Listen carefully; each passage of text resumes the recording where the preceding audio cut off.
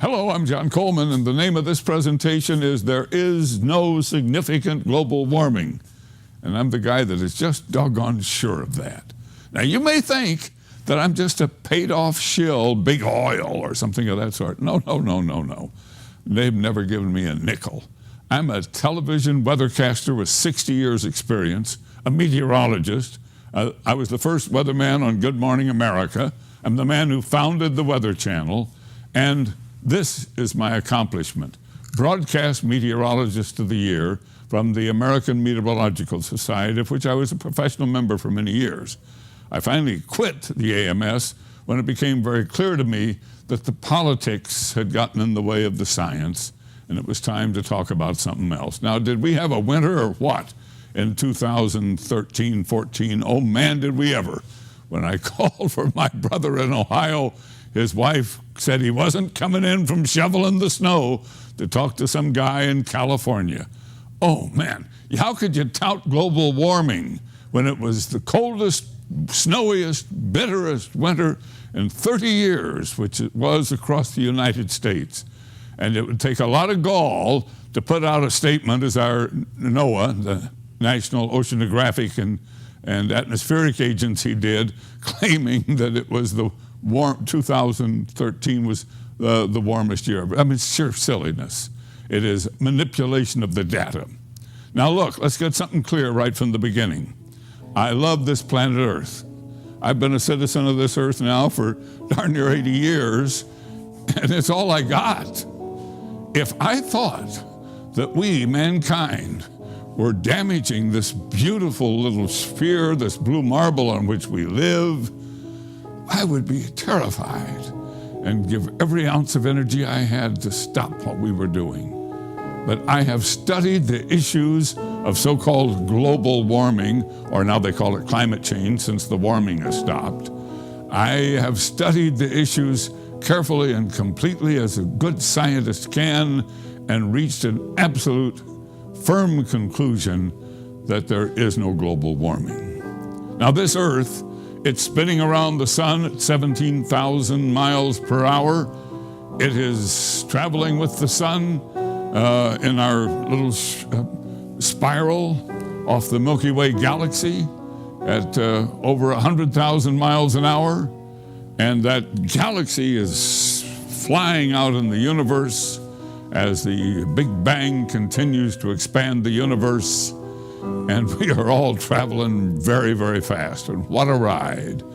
The Earth has been traveling for 4.5 billion years. And as best I can tell, it's going to stay just fine for another 4 billion years. But wait a minute.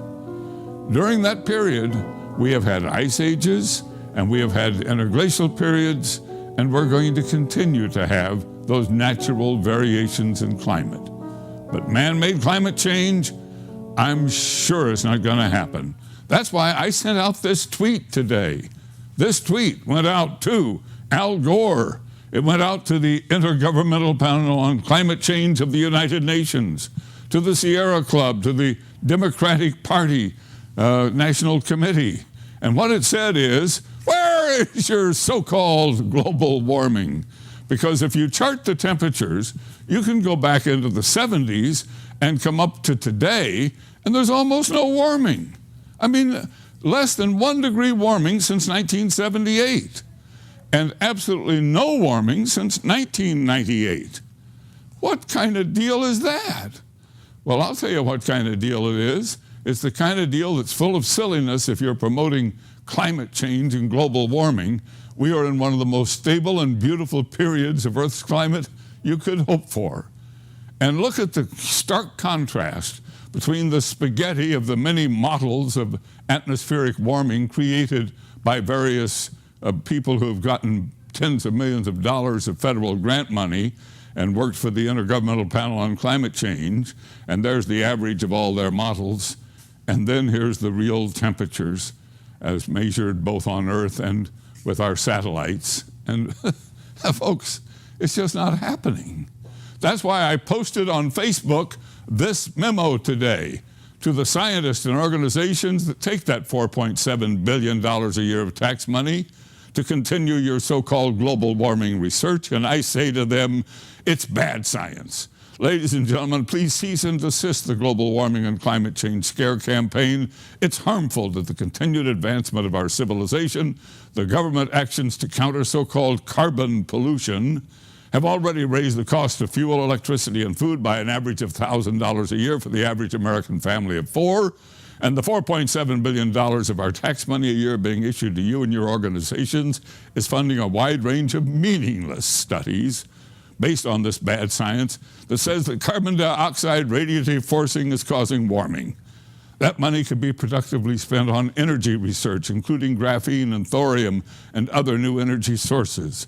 Your manipulated climate computer models have dramatically failed both in temperature predictions and their predicted warming signatures. Please admit your errors. It's time to put principle and that above personal wealth and status and help restore basic scientific principles to climate research. So I posted the memo and I sent the tweet. But you know, I know that you are highly skeptical of what I'm saying. How can you believe me when you see this constant stream of global warming news reports day after day, year after year, printed on the internet sites, and all the newspapers? They still print with ink on paper and roll it up and throw it in your driveway and send it in a magazine. And it's full of this stuff. I mean, it's just full of it. Even our government, our National Oceanographic and Atmospheric Agency of the federal government, has established websites to promote climate change. And of course, the New York Times, it's been leading that all along. And that's the power of money. That $4.7 billion a year is buying all of this bogus research that is leading to all of these bogus reports. So let me just give you the hard, cold facts. I showed you this when I tweeted it. There isn't any warming going on. There hasn't been.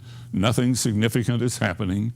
Oh, we have extreme natural variations in temperature. That's a hard, cold fact.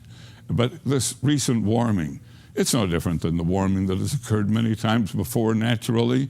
We had a medieval optimum when the Roman Empire flourished, and we had the little ice age when times were very tough. This little warming we have now, gosh, that's no big deal. That's just no big deal. Now, you want to talk about big deals. This is a hard, cold fact. From the ice cores, we have determined that we have vacillated on Earth between extreme ice ages and these beautiful interglacial periods of warming weather. And we live in the most recent of these interglacial periods. We've been in it for 12,000 years. Probably have another 10, 12,000 years to go before the next ice age comes on naturally. And can we cope with that? Now, you hear about the ice melting at the North Pole.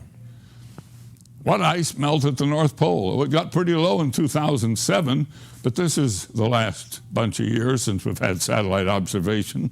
We've had it for about 35 years. And here's where the ice is now, and it's no big deal. And those polar bears, there are more polar bears living today than have been alive any time since we've been counting them. And they are living all around the North Pole in 19 populations. They're doing just fine. That's a hard, cold fact. How about the South Pole? Well, our South Pole, is, as I record this, is in summertime, so the ice melt is near the peak for the season, but you'll notice more ice there than above average. It's near an all-time high. Oh, but the water is rising along the coast. Oh, is that right? Well, it's rising at the rate of about 6 inches per 100 years as part of this interglacial period. I mean, when the North America was covered in a 400-foot thick ice core at the end of the last ice age, the oceans were low, and then as that ice melted, of course, the oceans have risen, but that rise has been gentle and is not important. And then, superstorms. We didn't have a hurricane hit the U.S. in 2013. The year before, only a meager effort. And that so-called Superstorm Sandy, it was no big deal as hurricanes go. Didn't compare with Katrina, didn't compare with Andrew. And neither of those compared with the Galveston hurricane of 1900, long before man had any influence on climate. Oh, but tornadoes. How about those tornadoes? Well, here's the chart of tornadoes.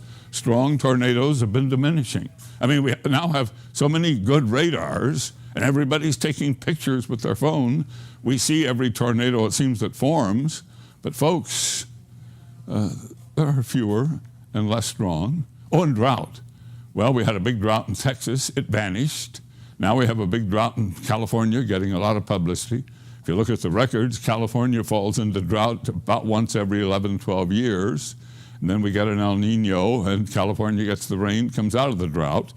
I mean, we got 40 million people living in a desert. Of course they're going to have a water problem. So what? It's natural. It's not man-made. And it comes and it goes. It takes care of itself. Heat waves? What heat waves? We haven't had a killer heat wave since the 50s. So I've plotted all these hard, cold facts and presented them to you. And then I compare them to what you read in the press, what you hear on the air, what the networks tout. And you say, man, what a difference between reality and what's there. Does Coleman know his reality? You bet I do, folks. I study it every day. But how did this strange, bad science, how did this global warming, climate change, this crisis, how did it get started? Well, that's the story I'm going to tell you today. And that story begins with this great scientist, a man named Roger Revelle, who was a graduate of the University of California, Berkeley, in oceanography, who then served in the Navy during World War II, then became the director of the Scripps Institution of Oceanography, and who led research on the environmental impact of the atomic test on those atolls out in the Pacific following World War II, both atmospheric and ocean impact. And as that was coming to an end, he had greatly grown the Scripps Oceanographic Institution from an isolated small organization to a huge professional organization with many ships and hundreds of employees. It became clear he had to have something new to work on. And that's when he decided that something had to give. So he hired this man, Hans Suess, a professor from the University of Chicago who had done studies on the effect of carbon in the atmosphere. And Revelle thought maybe there was something to that. So he and Suess did a research paper, and they put it out, in which they asked the question, is mankind's burning of fossil fuels to the coal in our stokers that were heating our homes, the oil in our cars, the fuel, old-fashioned gasoline in old-fashioned cars, was all of that creating a climate issue? And this was the 1950s, folks, and the world was pretty well caught in a smog. I remember it as a boy. Most of you are probably too young to remember, but I got to tell you, you choked in the smog that hung over your towns during the winter months when all those coal-burning stokers were going, and the cars were just spewing out ash, and it was ugly because we were burning old-fashioned untreated fuels in old-fashioned cars. Well, that was the beginning. That paper that Suess and Revelle put out is actually the paper that started the global warming frenzy. Oh man, did they start something. And Revelle then, he became a powerful man as a basis of that. His science was used all over the world by other scientists. And he started campaigning to establish a campus of the University of California co-located with his Scripps Oceanographic Institution at La Jolla, California. That was a big darn deal. Well, guess what happened? It was located there, but something happened. Revelle suffered the greatest defeat of his life. He had campaigned to get that university there and thought he would be its first chancellor, but the politics backfired on him, and he wasn't named chancellor of that university, and he was hurt. So what did he do? He suddenly made a big move. He changed his life. He packed up and went to Harvard, where he started the Center for Population Studies. So there he was in Boston in 1967. Now, what does this have to do with the global warming story? This is what it has to do with it. That first year, one of his students was this young man, Al Gore. The only science class Al Gore ever took, Revelle didn't remember having him in class. But Al Gore, who got a D in the course, was highly impressed. He was the son of a politician out of Tennessee, and he used what he learned there to start his global warming campaign. He wrote a book called Earth in the Balance. He ran for the U.S. Senate. He claimed that the Earth was being challenged by our burning of fossil fuels, and it got him elected to the U.S. Senate. And there in the Senate, he conducted hearings, bringing in scientists and spreading the scare of global warming. And that's when the money began to flow from the government to research. And this was the booby trap. Because once billions of dollars of government funding was going out to these organizations at universities and research groups across the nation, and they had to back that global warming claim that Al Gore was promoting with their research, the research began to pile up. And if you were a young scientist, you didn't have a choice. You couldn't put out a research paper that said, oh, what warming? You'd be out of a job. You'd lose your job, your car, your family. You'd be walking on the streets. No, you had to support it. Al Gore had taken Revell and Seuss's research paper and used it to start the global warming campaign. And what did Al Gore say? He said, this is Roger Revell. He was my mentor. He's my hero. He's the man who spread the alarm. Well, there was another man that picked that up, this man, Maurice Strong. Maurice had become a bureaucrat at the United Nations, and in 1972 he had a conference in Stockholm on the environment, and his whole goal was one world government. And he used the impetus of that global warming scare at that Stockholm conference to start the initiative that set up the Intergovernmental Panel on Climate Change. So now we had the U.S. government and the United Nations both promoting climate change, and it all came from that Revell Seuss paper and the research that followed and the dollars that were now flowing, and man, it was underway big time. So the IPCC, it had scientists and bureaucrats and politicians from throughout the world. It had the World Wildlife Federation, the Sierra Club, all the environmentalists, and they all got together and they voted that global warming was for real. Well, I got to tell you something. You don't settle science by a vote. It's not a political issue. It's not a vote. It's science. But never mind. They put out their reports, and they spent a lot of time telling us how we were destroying planet Earth. And they had fancy meetings in tropical locations throughout the world. And the scientists who supported global warming got the paid vacation trips to these big meetings and got to write these books and have their names and their careers. And man, it was a big deal. And what did Al Gore do? Well, he wrote a second book about global warming called An Inconvenient Truth. And we all know what became of that. His liberal friends in Hollywood turned that into a documentary, a sci-fi documentary, I might add, all about global warming. And they voted themselves an Oscar, Best Documentary Film of the Year in 2007.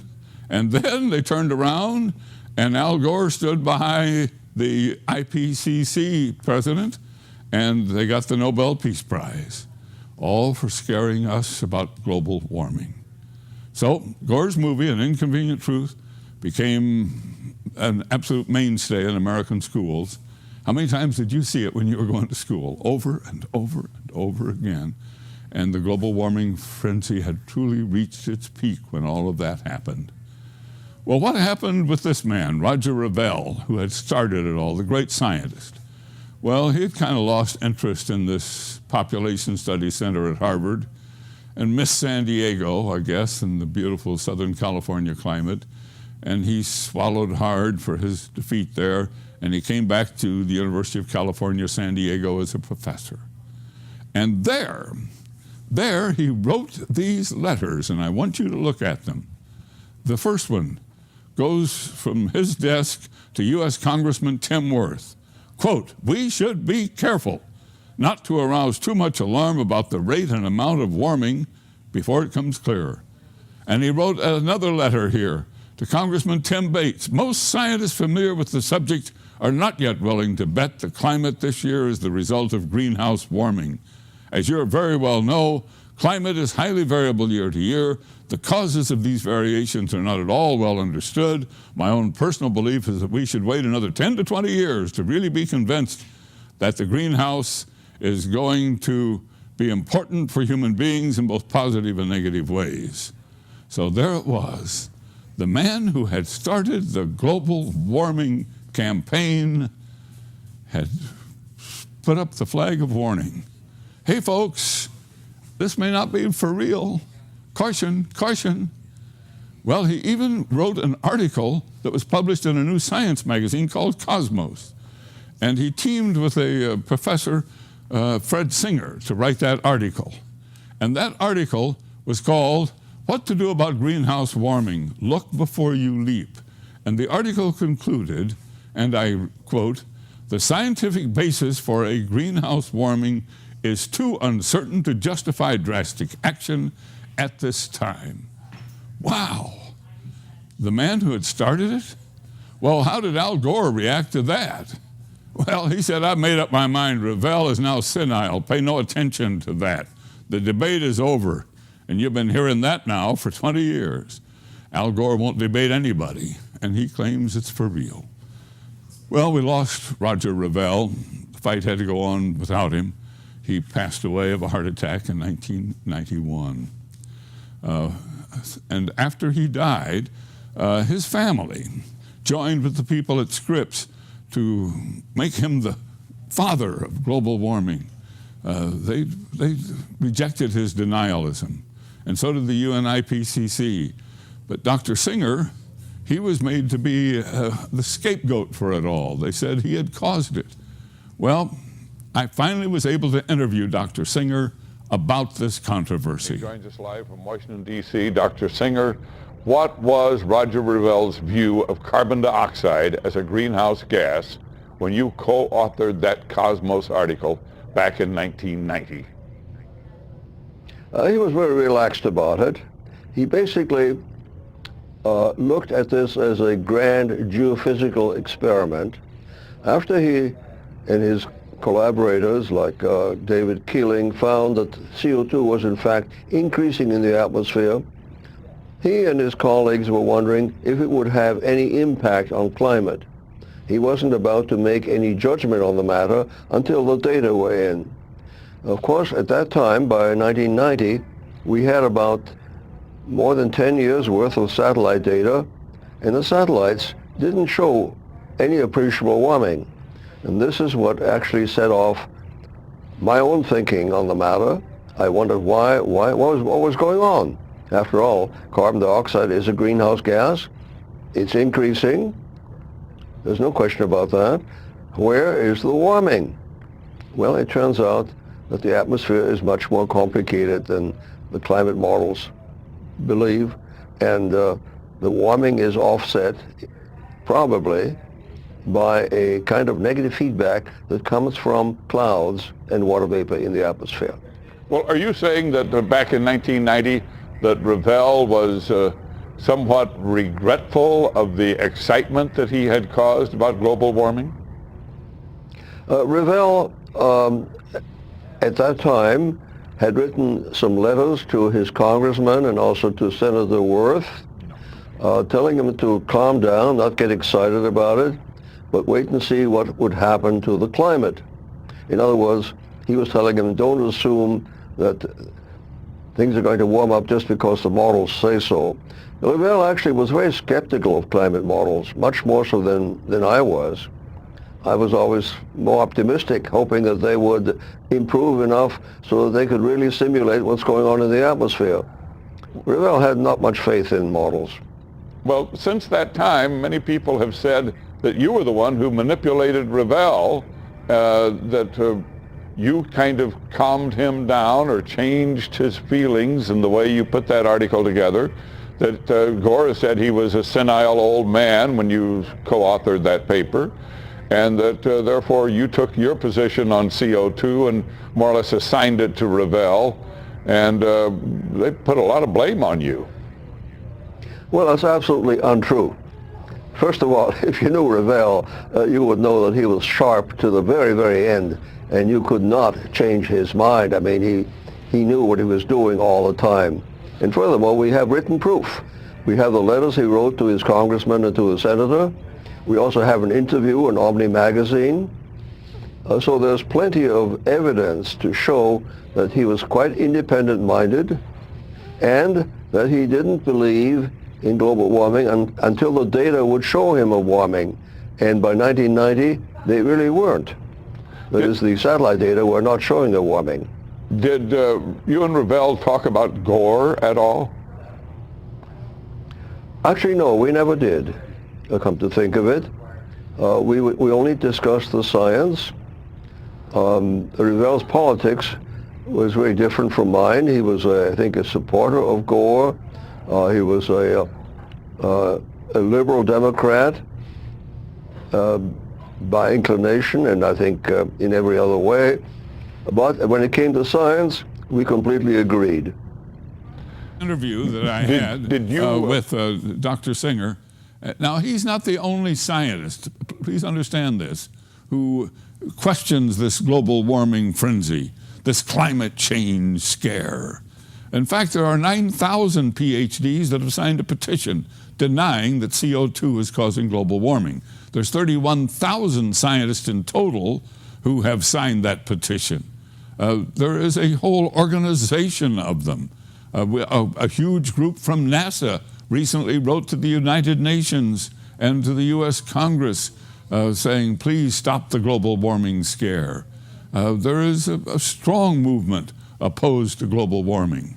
You don't hear about it in the media because, you know, the media has that Al Gore liberal bias, so it becomes very tough. And at the Scripps Institution of Oceanography, Al Gore was a hero, and they proved it. They gave him the first Roger Revell Award. Honored tonight at Scripps Institution of Oceanography, he was given an award in recognition of his environmental work. KUSI's Tom Jordan is live in La Jolla with more on that. Tom?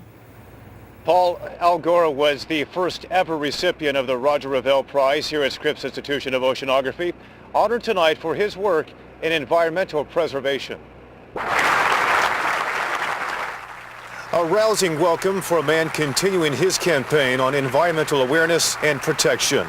Former Vice President Al Gore being honored for his efforts with the first ever Roger Revell Prize. I want to express my very deep and genuine gratitude for this honor.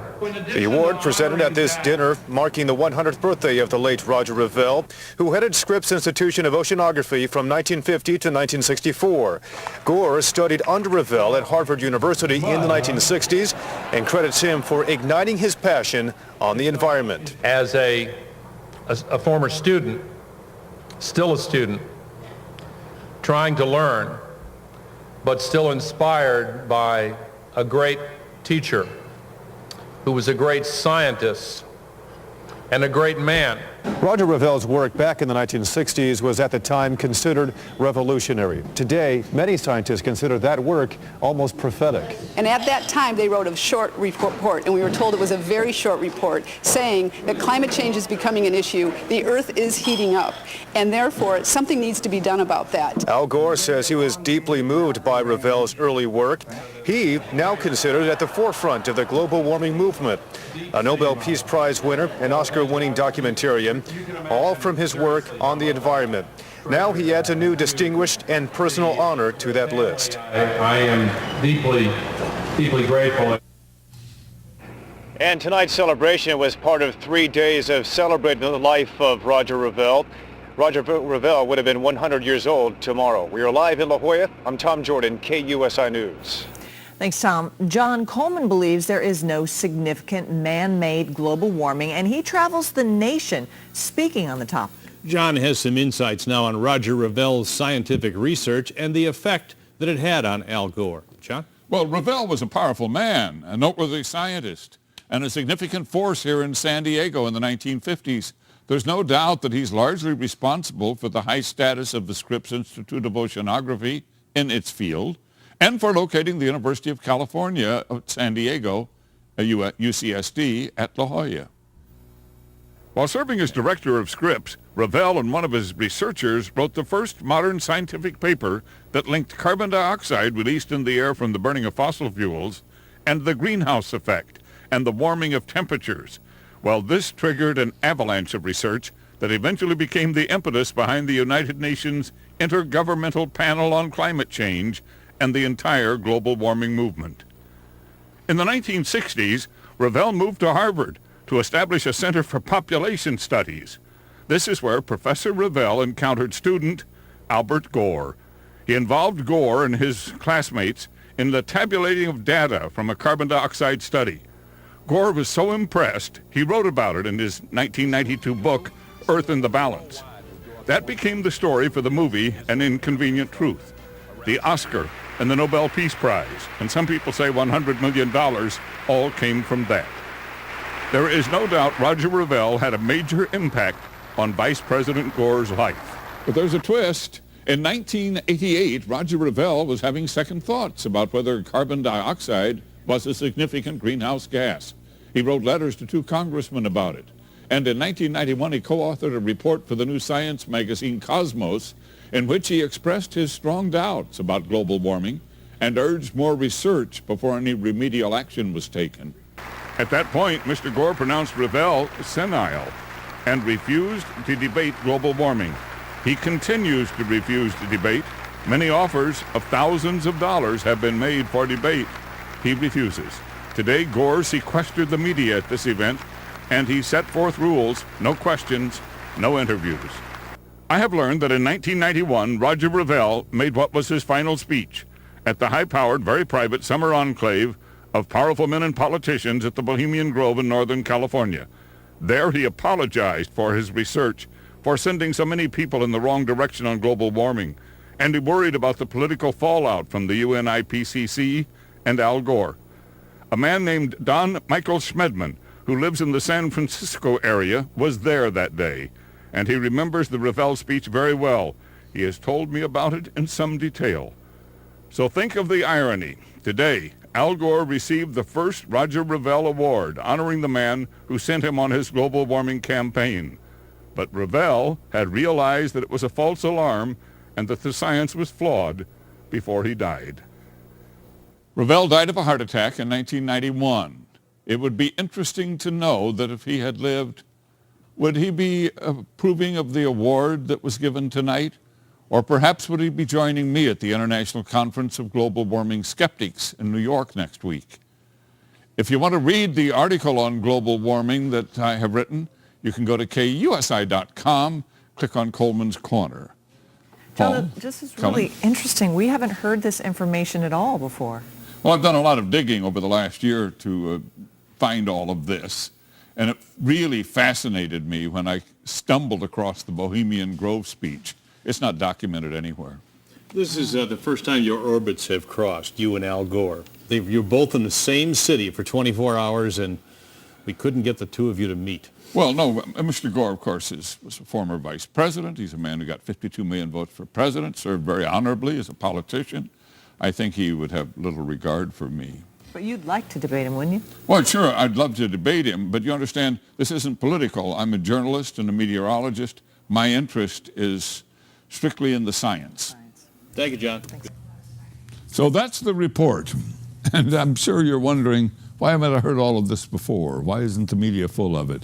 Why do I keep hearing about global warming and its threat to our civilization? Well, it's $4.7 billion a year of our tax money, and that's the power of money.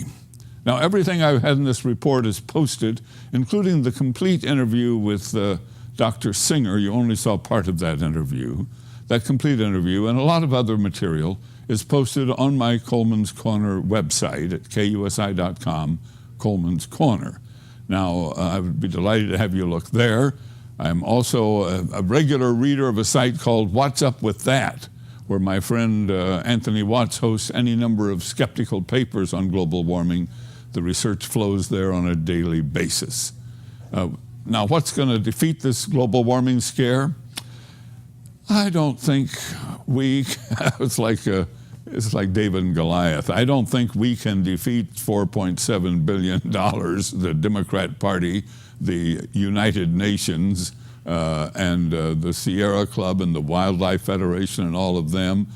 They just claim that we're deniers and old goats, and they think we're bought and paid for by the big oil companies, which we are not. Don't have anything to do with them. But I don't think we can defeat them. You know what's going to defeat them? Time. A few more bitterly cold winters, a turn toward a colder climate.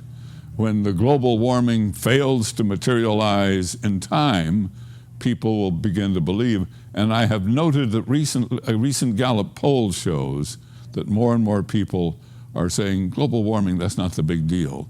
We got a lot of big deals going on, you know, employment, jobs, government too big, that sort of thing. The list of their concerns is very interesting. Those are on it. But global warming is down toward the bottom of the list. Thank you for watching this presentation. I'm John Coleman, and I'm always available. You can contact me by emailing to jcoleman@kusi.com. Thank you and goodbye.